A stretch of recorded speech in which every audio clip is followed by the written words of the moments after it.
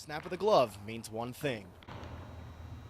That baseball is back. You can feel the excitement, growing in the locker room day by day. Coming off a season where they got off to the best start in school history at 14-1 and were one of the final four teams remaining in the Big Ten tournament, Coach Jake Boss Jr. is ready for his program, who has had over 30 wins each season in this decade, to make the jump from a consistent team to a legitimate contender.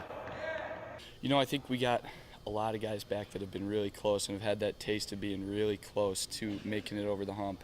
And, that only helps us out. That only helps us going into this season. And we feel like we have the team that can finally get over that hump this year and make some noise, not only in the Big Ten, but nationally. I think the theme for the year is really to kind of take things a little bit, higher, a little bit more to the next step. Our guys have kind of established our program. I think is a very consistent program over the last, 8 or 9 years, which has been great. And we've been close, the last 3 or 4 years to a championship. We've been close to an NCAA bid, and now it's time to take that next step and get over that hump. Nothing ever comes easy for a Northern baseball program. They're practicing indoors today due to the weather. So they'll look to stick to Coach Boss's traditional ways of scraping for every run, getting on base, taking it out by out, and also good defense. Well, I think we've always preached about, playing the game the right way, playing hard. You play hard for 9 innings and see what the score is at the end of the 27th out. There always is that stereotype just because down south they get the advantage of being outside, playing outside before the season starts. But I think there's just as good a baseball here as there is anywhere around the country, and we're going to get to test that theory early. We go down and we play teams in Texas, and then we go down, we play at University of South Carolina. We get to play Clemson, so we get to go and we get to test ourselves against the best, and that'd be a good measuring stick for us. Ethan Landon will be the centerpiece to what looks like a very deep MSU pitching staff, despite losing its 2 best pitchers, Cam View and Dakota Mekas. The Spartans will look to continue from last year's pitching success, where they were 3rd in the nation in ERA. Alex Troop, who had a 1.64 ERA and a 3-0 record before getting injured last year, and also a Big Ten preseason honoree, will be the number 1 starter. And last season's midweek starter, Andrew Gonzalez, will be the number 3 guy. We get starters back with experience that have thrown a lot of innings here. Alex Troop was hurt last year, but he's going to be a key guy in the rotation for us. Andrew Gonzalez is a competitor. He goes out there with a bulldog mentality every time. Mason Erla will be one of many freshman pitchers to get action this season, as he will be the number 4 starter. But also look out for freshman Sam Benscooter, the 6'7" hard-throwing Mike Makma, and the lefty specialist Mitchell Taransky to step on the mound as well. And then, the bullpen is really, really stocked. The back end of the pen looks to be really strong, with sophomore Riley McCauley earning the closer role and seniors Joe Mockbee and Walter Borkovich, who both have starting experience as well as late inning experience, and had ERAs around that 3.5 mark, will fill a setup role. Long relievers Keegan Barr and Jake Lowry are back as well. Joe Mockbee is a guy that has seen and done an awful lot here at Michigan State. Walter Borkovich the same way.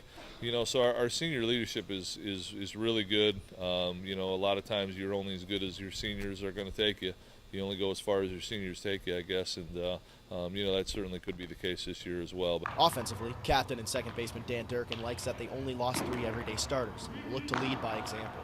He also believes the returning experience will help defensively by making the routine play more consistently, a goal of this year's team. He really wants the defense just to make the routine play. We have great pitching this year, so if we play behind those guys, he always says we're going to win a lot of games. Offense, we got a lot of guys coming back. I think once we settle into first couple of games, I think that we'll be fine offensively. MSU was a team that leaned on its youth and transfers last year. Landon points out that with more experience this year, the team doesn't have to spend so much time focusing on the basics. I think with a more veteran team this year, we don't have to really harp on as many of the things as far as learning and stuff. It's more kind of taking the things we learned from last year and growing and embracing that new role. And a lot of guys, played a lot of innings last year and are ready for bigger roles this year. The offense includes 2 Big Ten preseason honorees in center fielder Brandon Hughes and catcher that turned down pro ball for his senior season in Matt Byers, as well as last year's freshman standout Marty Bacchino. But Byers recognizes they're going to need more than a couple of preseason accolades to make a run.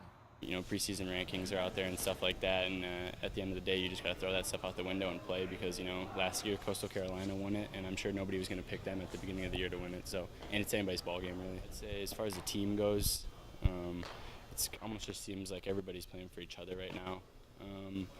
I've pretty much learned that we're a family, and if you're not going to buy into that, we don't want you here. After establishing itself as a consistent program over the past few seasons, as well as coming close to making an NCAA tournament, Michigan State will look to break the stereotype against Northern baseball clubs.